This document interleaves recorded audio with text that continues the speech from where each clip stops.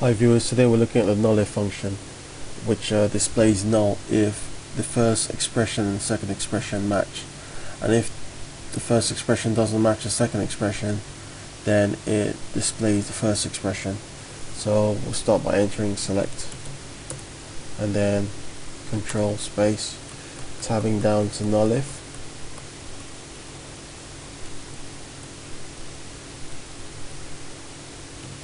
And then here we're going to type 1, 1. So the NULLIF function within this scenario would say if 1 equals 1, then display null, which it does below. It displays null, as you can see in the report's results. If we change this value now to a different value like 3, now the NULLIF function in this case should display the first expression within the array, which is 1. So because 1 does not equal 3. So I'll start by running that.